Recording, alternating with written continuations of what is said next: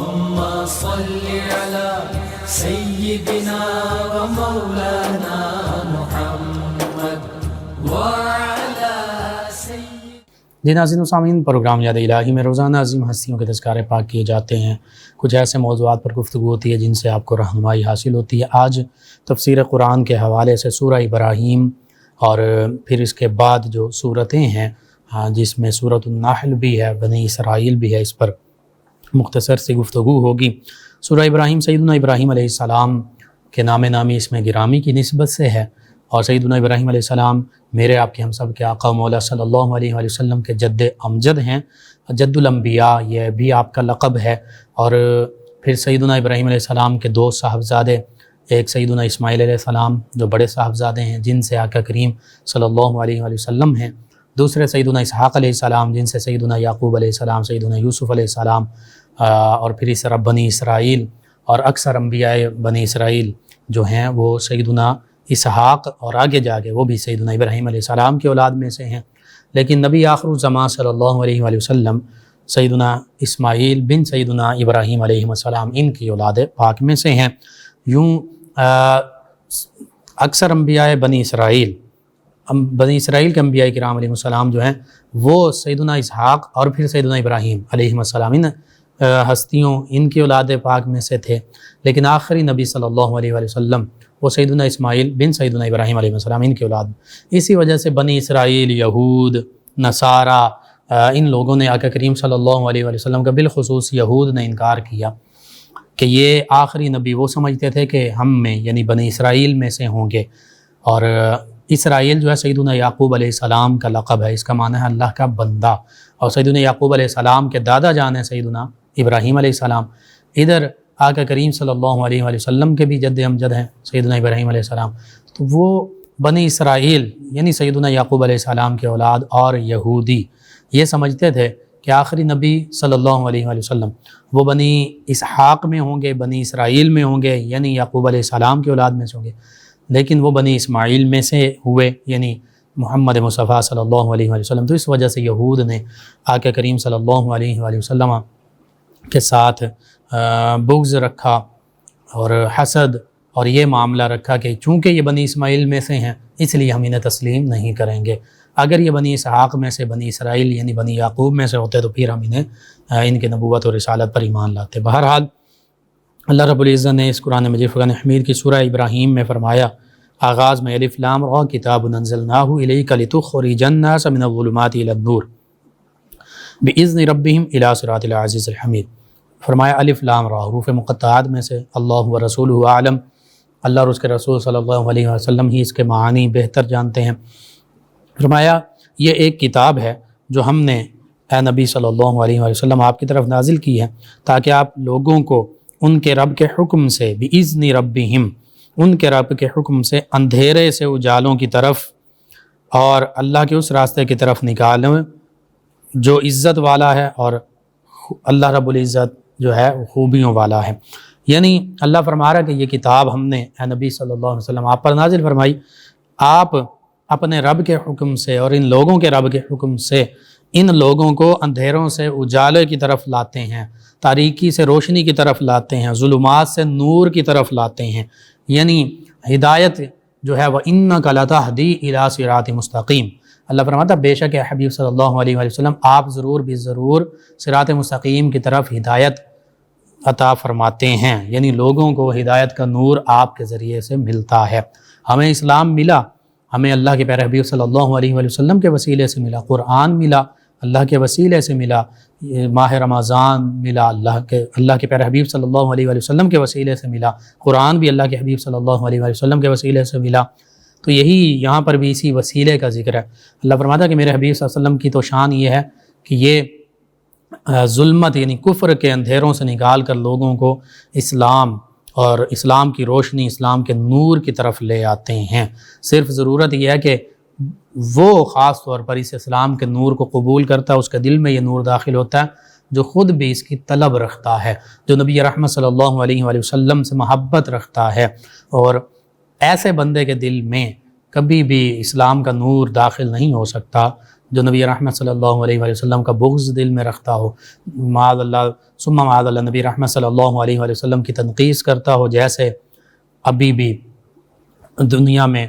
Holland, France, دیگر کئی ممالک میں معاذ اللہ ثم معاذ اللہ نبی رحمت صلی اللہ علیہ وآلہ وسلم کی تنقیص کی جاتی رہی یا کی جاتی ہے۔ گیرٹ ولڈر جیسا بدبخت جو ہے وہ نبی رحمت صلی اللہ علیہ وآلہ وسلم کی بارگاہ میں تنقیص کرتا ہے، اور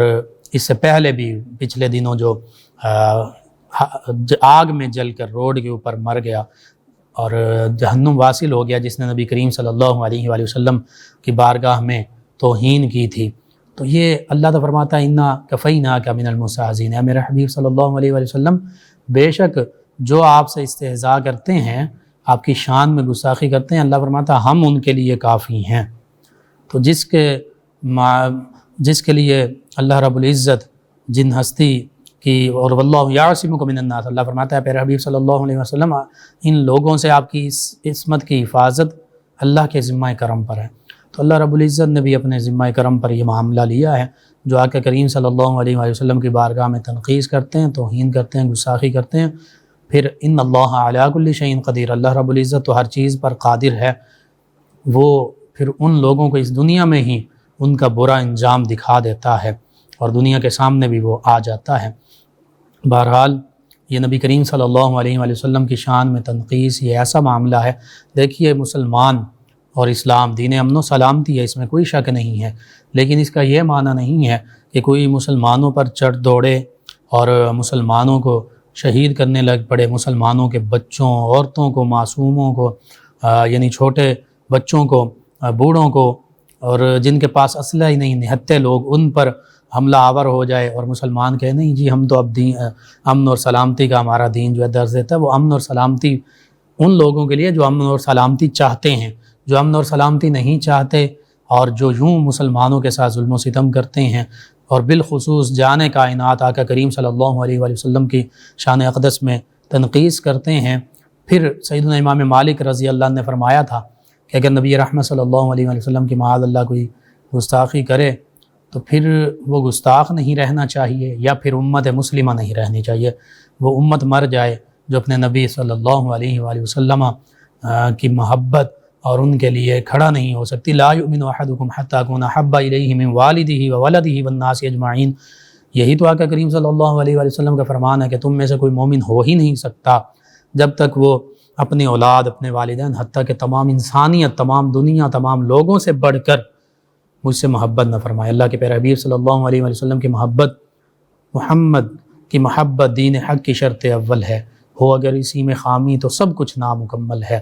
اور نماز اچھی، روزہ اچھا، حج اچھا، زکوٰۃ اچھی، مگر باوجود اس کے میں مسلمان ہو نہیں سکتا، نہ جب تک کٹ مروں شاہ بطحا کی حرمت پر، خدا شاہد ہے کامل میرا ایمان ہو نہیں سکتا۔ اور علامہ اقبال نے فرمایا تھا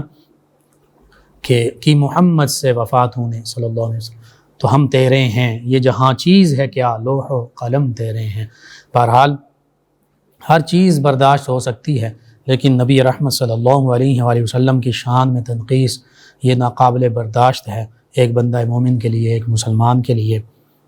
اور پھر یہ لوگ جان بوجھ کر ایسا معاملہ کرتے ہیں کہ جس سے مسلمانوں کے دلوں کو ٹھیس پہنچتی ہے، اور مسلمان جو ہیں وہ ان کے دل جو ہیں وہ زخمی ہو جاتے ہیں، چور چور ہو جاتے ہیں، اور پھر اس کے بدلے میں جب ان لوگوں کو اللہ کی طرف سے یا اللہ کے کسی بندہ مومن کی طرف سے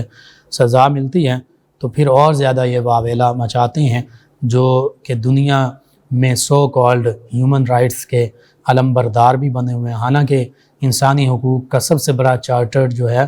وہ میرے آپ کے ہم سب کے آقا مولا صلی اللہ علیہ وآلہ وسلم نے خطبہ حجۃ الوداع میں پیش فرما دیا تھا۔ اور اسلام کی ایسی تعلیمات ہیں، اسلام کبھی کسی کو زور زبردستی سے یہ نہیں کہتا کہ تم مسلمان بن جاؤ، ہاں محبت کے ساتھ، اخلاق کردار کے ساتھ اللہ کا پیغام اچھے انداز کے ساتھ لوگوں تک پہنچایا جاتا ہے، چاہے وہ کسی بھی مذہب سے تعلق رکھتے ہوں۔ لا اکراہ فی الدین، ان پر زبردستی نہیں کی جاتی، جو اپنی مرضی سے چاہے، جس کے دل میں اسلام گھر کر جائے، جس کو اسلام کا نور نصیب ہو جائے، اسلام کی روشنی اس کے دل میں داخل ہو جائے، جو تعصب، حسد، بغض، عناد سے جس کا سینہ، جس کا دل خالی ہوگا، اسے پھر اللہ تعالیٰ اسلام کی روشنی عطا فرما دیتا ہے۔ اس آیہ مبارکہ میں بھی اسی کا ذکر ہے اور نبی رحمت صلی اللہ علیہ وسلم کے وسیلے سے عطا فرماتا ہے۔ لیکن جو بدبخت کوئی اسلام قبول نہ کرے، کوئی اس میں ایسا معاملہ نہیں ہے، یہ اللہ اور اس بندے کا معاملہ ہے، کل روز محشر اللہ تعالیٰ خود حساب لے گا۔ لیکن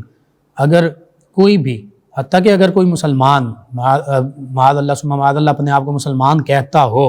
اور وہ بھی نبی کریم صلی اللہ علیہ وسلم کی شان میں تنقیص کرے گا، تو اس کے بارے میں بھی آقا کریم صلی اللہ علیہ وسلم کے یہی حکم ہے، من سب نبی فاقتلوہ، جو کسی بھی نبی علیہ السلام، یہاں پہ تو مطلقاً فرما دیا، ہم مسلمان 1,24,000 کم و بیش انبیاء و مرسلین علیہم الصلاۃ و تسلیم پر ایمان رکھتے ہیں، ان سے محبت کرتے ہیں، دل میں ادب احترام کرتے ہیں۔ اگر ایک مسلمان، ایک بندہ مومن کسی بھی نبی علیہ السلام، چاہے وہ سیدنا عیسیٰ علیہ السلام ہو، سیدنا موسیٰ علیہ السلام ہو، سیدنا یعقوب علیہ السلام ہو، سیدنا یوسف علیہ السلام ہو، کسی بھی، سیدنا سلیمان علیہ السلام ہو، سیدنا داؤد علیہ السلام ہو، سیدنا عزیر علیہ السلام ہو، سیدنا نوح علیہ السلام ہو، سیدنا شیس علیہ السلام، سیدنا آدم علیہ السلام، کوئی بھی اللہ کے نبی، کوئی بھی اللہ کے رسول ہو، کسی کے بھی بارگاہ میں ادنیٰ سی گستاخی کرے گا تو وہ مسلمان ہی نہیں رہے گا۔ اس کے لیے بھی یہی حکم ہوگا کہ جو کسی بھی نبی علیہ السلام کی بارگاہ میں تنقیص کرے، گستاخی کرے، تو فرمایا من سب نبی فاقتلوہ، اس کو پھر اس دنیا میں رہنے کا حق نہیں ہے، کیونکہ یہ انبیاء کرام علیہ السلام اللہ تعالیٰ کی طرف سے بھیجی ہوئی ہستیاں ہیں، اور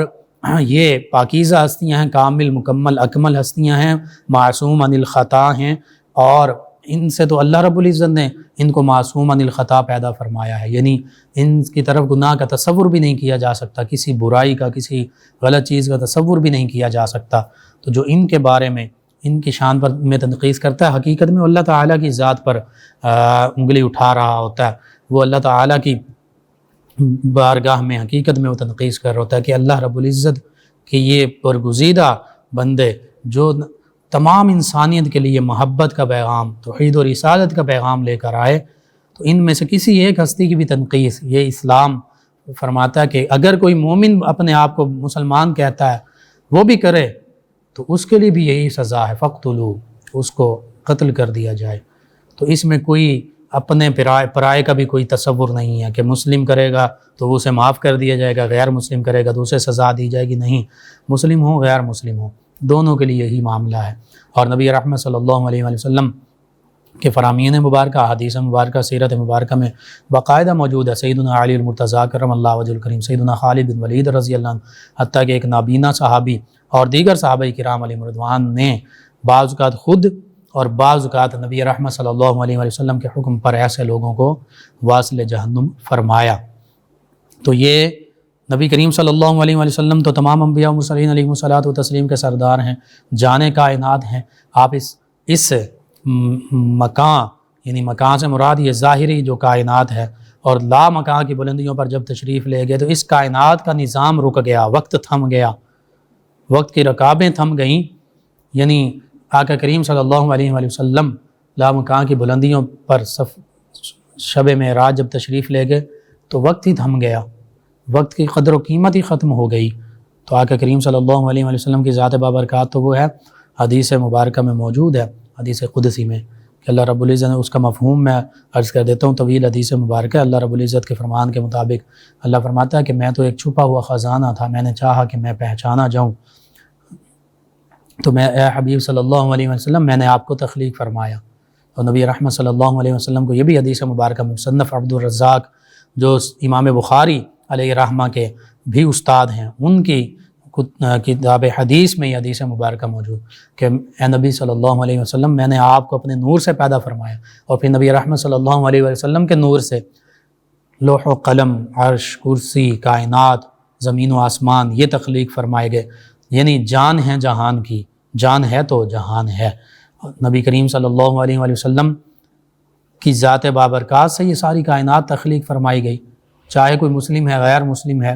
کوئی بھی مخلوق ہے، آقا کریم صلی اللہ علیہ وسلم کا صدقہ تو کم از کم یہ تو حیا کر لینی چاہیے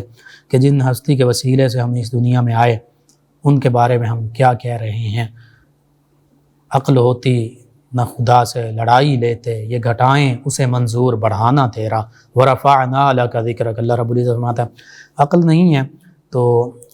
اللہ سے یہ دشمنی ہے۔ اللہ رب العزت فرماتا ہے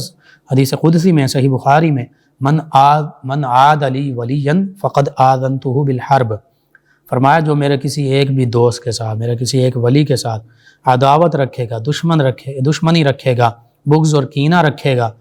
فرمایا اللہ فرماتا ہے کہ میں اس سے اعلان جنگ کرتا ہوں، فقد آذنتہ بالحرب، پھر میرا اس کے ساتھ جنگ کا اعلان ہے۔ اللہ کے ایک ولی کے ساتھ، اس امت کے ولی جو حقیقی اور سچے ولی ہیں، جعلی عامل اور جعلی پیروں کی میں بات نہیں کر رہا، جو حقیقی اولیاء اللہ ہیں، ان کے بارے میں اللہ فرما رہا ہے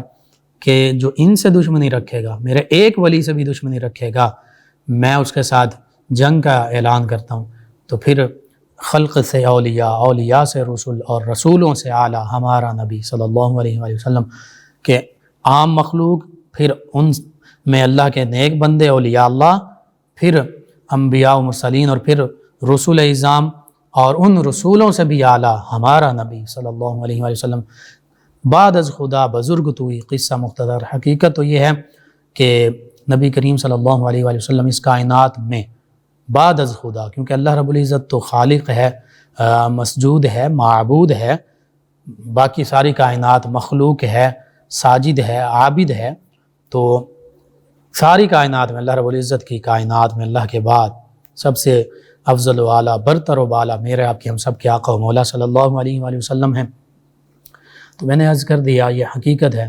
کہ مسلمان تو اس وقت مسلمان نہیں کہلاتا جب تک وہ سیدنا عیسیٰ علیہ السلام پر بھی ایمان نہ لائے، جب تک وہ سیدنا موسیٰ علیہ السلام پر بھی ایمان نہ لائے، جب تک وہ سیدنا عزیر علیہ السلام پر بھی ایمان نہ لائے، جب تک وہ سیدنا یوسف علیہ السلام پر بھی ایمان نہ لائے، جب تک وہ سیدنا یعقوب علیہ السلام پر بھی ایمان نہ لائے، جب تک وہ 1,24,000 کم و بیش انبیاء اور رسول اعظام علیہ السلام پر ایمان نہ لائے، وہ مسلمان نہیں ہوتا۔ ہم تو سبھی انبیاء کرام علیہ السلام کی شان بیان کرتے ہیں، ادب احترام دلوں میں رکھتے ہیں، اور یہی ایمان ہے۔ تو ایسے لوگوں کی سرپرستی کرنے والے اور ان کے ارد گرد رہنے والے اور ان ممالک اور ان لوگوں کو بھی اس پر غور کرنا چاہیے کہ اسلام کی تعلیمات کیا ہیں اور آپ کس جانب جا رہے ہیں۔ اللہ رب العزت نے اس سورہ ابراہیم میں سیدنا ابراہیم علیہ السلام کے تذکار فرمائے، اور اس میں پہلے رکوع میں سیدنا موسیٰ علیہ السلام کا بھی ذکر ہے کہ بے شک ہم نے موسیٰ علیہ السلام کو بھی اپنی نشانیاں دے کر بھیجا کہ اپنی قوم کو اندھیروں سے اجالے میں لائیے اور انہیں اللہ کے دن یاد دلائیں، بے شک اس میں ہر صبر کرنے والے شکر گزار کے لیے نشانی ہیں۔ پھر فرعون کا ذکر ہوا کہ فرعون اس کے معاملات کیا تھے، لڑکوں کو ذبح کرتا تھا، لڑکیوں کو چھوڑ دیتا تھا۔ پھر اللہ رب العزت نے شکر کا ذکر فرمایا کہ جو میرا شکر ادا کرے گا میں اس کو اور نوازوں گا۔ پھر اسی سورہ مبارکہ کے سیکنڈ لاسٹ رکوع میں ربی جعلنی مقیم الصلاۃ ومن ذریتی ربنا وتقبل دعا، اس سیدنا ابراہیم علیہ السلام کی دعا کا ذکر ہے کہ اللہ میری ذریت کو نماز کا پابند بنا دے، نماز قائم کرنے والا بنا دے، مجھے بھی، میری ذریت کو بھی، اور میری دعا کو قبول فرما لے۔ پھر ربنا اغفر لی ولوالدی وللمؤمنین یوم یقوم الحساب، اللہ کے پیارے نبی سیدنا ابراہیم علیہ السلام دعا کرتے ہیں اللہ میری بخشش فرما دے، حالانکہ معصوم عن الخطا ہے لیکن اللہ کی بارگاہ میں یہ عاجزی کا مقام، اور فرمایا کہ میرے والدین کی بخشش فرما دے۔ اب یہاں سے یہ بھی پتہ چلا کہ سیدنا ابراہیم علیہ السلام کے والدین مومن ہیں، ایمان والوں کی بخشش کی دعا کی جاتی ہے۔ تعارف ہیں آپ کے والد، آزر نہیں، آزر چچا ہے۔ اسی طرح پھر فرمایا کہ قیامت تک، جو قیامت کے دن تمام ایمان والوں کی بخشش فرما دے، اس میں ہم بھی شامل ہیں، اور یہ ہم دعا نماز میں بھی کرتے ہیں۔ اس کے بعد پھر اس سے اگلی سورہ مبارکہ جو ہے اس میں بھی توحید و رسالت اور دیگر چیزوں کے انسان کی تخلیق کا ذکر ہے کہ انسان کو کیسے تخلیق فرمایا، ٹھیکری کی طرح بجتی ہوئی مٹی سے پیدا فرمایا، اور ایک جگہ پر تو یہ بھی فرمایا کہ اس ناپاک پانی سے پیدا فرمایا، اور پھر بھی انسان اکڑ میں آ جاتا ہے۔ یہ تو ایک عام انسان کا معاملہ ہے۔ اور پھر تکبر اللہ کی بارگاہ میں بھی ہوتا ہے، جیسے شیطان نے کیا کہ اللہ کا حکم نہیں مانا۔ تکبر کا ایک معنی یہ بھی ہے حق سے منہ موڑنا، حق اور سچ سے جو منہ موڑتا ہے وہ متکبر ہے۔ اور انسانوں میں ویسے تو اللہ تعالیٰ کی ذات متکبر ہے، وہ حقیقی متکبر ہے، یعنی جس کو تکبر زیب دیتا ہے، بڑائی زیب دیتی ہے۔ لیکن انسانوں میں تکبر وہ کرتا ہے، انسانوں کے لیے یہ حرام ہے، گناہ ہے، اور تکبر وہ کرتا ہے جو اللہ سے منہ موڑے، حق سے منہ موڑے، اللہ کے نبی صلی اللہ علیہ وآلہ وسلم سے منہ موڑے، وہ متکبر ہے، اس میں یہ لوگ شامل ہیں۔ اور جو کسی بندے کو حقیر جانے، بالخصوص اپنے مسلمان بھائی کو حقیر جانے، وہ بھی متکبر، اور حق سے منہ موڑنے والے بھی متکبر ہیں۔ تو یوں حق تو اسلام ہے، اور اسلام سے جو جان بوجھ کر اور شدت کے ساتھ اور تعصب میں منہ موڑ رہے ہیں وہ بھی اسی میں آتے ہیں۔ بہرحال اس سورہ مبارکہ میں انسان کی اوقات بتا دی، انسان اپنے آپ کو کیا سمجھتا ہے، حقیقت اس کی کیا ہے، کہ وہ بعض اوقات جو انسان اللہ اور اللہ کے رسول صلی اللہ علیہ وسلم کو نہیں مانتے، ان کا یہ تو اکثر نہ، یہ تو سارے کے سارے، لیکن بعض اوقات جو گناہ گار بھی ہوتے ہیں توبہ نہ کریں تو ان کو بھی قبر میں عذاب ہو سکتا ہے، لیکن کفار کے لیے تو قبر کا بھی عذاب ہے، اور پھر اس کے بعد جہنم کا بھی عذاب ہے، اور جو ایسے شدید بغض رکھنے والے لوگ ہیں اور ایسے ناپاک عمل کرنے والے لوگ ہیں ان کے لیے تو اس دنیا میں بھی عذاب ہے۔ اور وہ مختلف صورتوں میں ہم نے دیکھ لیا کہ غالباً وہ فرانس کا جو کارٹونسٹ تھا، اس کا روڈ کے اوپر ایکسیڈنٹ ہوا، چیخیں بلند ہو رہی ہیں، گارڈز بھی ساتھ ہیں، اور اسی آگ لگتی ہے اس کی گاڑی کو، اور اسی آگ میں جل کر وہ بھونا جاتا ہے۔ اس دنیا میں ہی نشان عبرت اللہ رب العزت نے اس کو بنا دیا، لیکن ان لوگوں کو سمجھ نہیں آتی، ان کے عقل پر پردے پڑے ہوئے ہیں۔ عقل ہوتی تو نہ خدا سے لڑائی لیتے، یہ گھٹائیں اسے منظور بڑھانا تیرا۔ اللہ رب العزت نے تو ورفعنا لک ذکرک کی شان عطا فرمائی، اور وللآخرۃ خیر لک من الاولی کی شان اپنے پیارے حبیب صلی اللہ علیہ وآلہ وسلم کو عطا فرمائی۔ اللہم صلی علی سیدنا و مولانا محمد وعلی سید۔ جیسے سامعین، نبی کریم صلی اللہ علیہ وآلہ وسلم کی شان میں تنقیص کا معاملہ پھر جمعۃ المبارک کل گزرا۔ فلسطین مسجد اقصی بیت المقدس میں مسلمانوں کے لیے دروازے بند کیے گئے، اور پھر وہاں پر بھی ایک ظلم و ستم کا معاملہ، پچھلے رمضان المبارک میں بھی یوں ہی معاملہ ہوا، اور پھر اپریل کا مہینہ بالخصوص، یہ اس پر غور کیجئے، ہمیشہ رمضان المبارک یا چھوٹی عید، بڑی عید اور اس طرح کے جب معاملات آتے ہیں مسلمانوں پر، یوں نبی کریم صلی اللہ علیہ وسلم کی شان میں بھی گستاخی کی جاتی ہے، مسلمانوں پر بھی ظلم و ستم مزید بڑھا دیا جاتا ہے، اور اصل میں یہ مسلمانوں کا امتحان لیتے ہیں، دیکھتے ہیں کہ مسلمان کتنے پانی میں ہیں، کیا یہ اس پر کچھ کریں گے یا بس یہ مردہ ضمیر ہو چکے ہیں، یہ سوئے رہیں گے اور ان کے کانوں پر جوں تک نہیں رینگے گی۔ بس یہ امت مسلمہ، تمام امت مسلمہ کا امتحان ہے، اور تمام ہمارے مسلمان ریاستوں کے حکمرانوں کا، مسلمانوں کا امتحان ہے۔ واللہ عالم کہ اب ہم اتنے بے بس، اتنے کمزور ہو چکے ہیں کہ ہم کچھ بھی نہیں کر سکتے، یہ سوچنے کا مقام ہے۔ اللہ رب العزت مسلمانوں کو اپنا کھویا ہوا وقار عطا فرمائے، وہ عزت آبرو عطا فرمائے، وہ جذبہ جہاد، شوق شہادت عطا فرمائے جو نبی کریم صلی اللہ علیہ وآلہ وسلم، صحابہ کرام، اہل بیت کرام، ہمارے اسلاف کا ترہ امتیاز تھا۔ ناظرین سامعین، اس دوران ہمیں جوائن کیا صداقت علی صاحب ہیں، وسیم فاروق صاحب ہیں، منیر صاحب ہیں، عبید اللہ صاحب ہیں، کہتے ہیں ہماری طرف سے آپ کو سلام اور آپ کا پروگرام بہت اچھا ہے۔ جی وعلیکم السلام۔ کائنات صاحب ہیں، کہتی ہیں کہ روزے میں خواتین کی ماہواری شروع ہو جائے تو روزہ پورا کرنا چاہیے یا ٹوٹ جاتا ہے؟ جی روزہ تو اس کی قضا کریں گے دوبارہ، لیکن روزے کا ادب احترام یہ کہ افطاری تک یوں ہی جیسے روزے والے ہوتے ہیں اسی طرح رہا جائے، اور افطاری کے وقت کھایا پیا جائے، لیکن روزہ جو ہے وہ ختم ہو جائے گا، اور پھر جتنے روزے ان دنوں میں آپ نے چھوڑے وہ دوبارہ قضا کریں گے، اتنے روزے بعد میں رکھیں گے۔ عثمان ظفر صاحب ہیں، کہتے ہیں کہ انکل جی صدا سلامت رہیں۔ جی شکریہ۔ کہتے ہیں کہ کفایت اور جذب کسے کہتے ہیں؟ مجھے لازمی آنسر دیں پلیز۔ جی کفایت تو یہ اللہ تعالیٰ کی طرف سے جو تھوڑے میں گزر بسر ہو جائے، برکت ہو جائے، ہر چیز کفایت کر جاتی، کافی ہو جاتی ہے، تھوڑی چیز بھی زیادہ محسوس ہوتی ہے، برکت ہوتی ہے، یہ ہے۔ اور اصل میں جذب اور سلوک یہ تصوف کے دو اصطلاحات ہیں۔ جذب کا معنی یہ ہوتا ہے کہ جب اللہ تعالیٰ کا ذکر کیا جاتا ہے، نماز، تلاوت قرآن پاک، تو اس وقت اللہ تعالیٰ کے انوار و تجلیات کا نزول ہوتا ہے بندہ مومن پر، اس کے دل پر، تو ان انوار و تجلیات کو اپنے اندر سمو لینا یہ جذب کی کیفیت ہے۔ اور بعض اوقات وہ جذب کی وجہ سے وجد طاری ہو جاتا ہے، کسی کی آنکھوں میں آنسو آ جاتے ہیں، کوئی رونے لگ پڑتا ہے، کسی کا تقشعر منہ جلود الذین یخشون ربہم، جو جسم ہے اس میں کپ کپی طاری ہو جاتی ہے، وجد سا ہوتا ہے، مختلف کیفیات ہوتی ہیں، اور سلوک میں یہ ہے کہ جو تصوف کے راستے پر چلتے ہیں اس کو سلوک کہتے ہیں. مختصراً یہی عرض کر سکتا ہوں,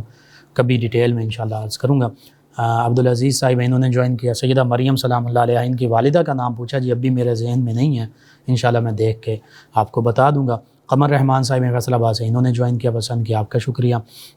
عظیم صاحب کہتے ہیں السلام علیکم لقمان بھائی, ماشاءاللہ آپ کا پروگرام بہت اچھا ہے. جی وعلیکم السلام, شکریہ. کہتے ہیں کہ بھائی بابا 9 لکھ ہزاری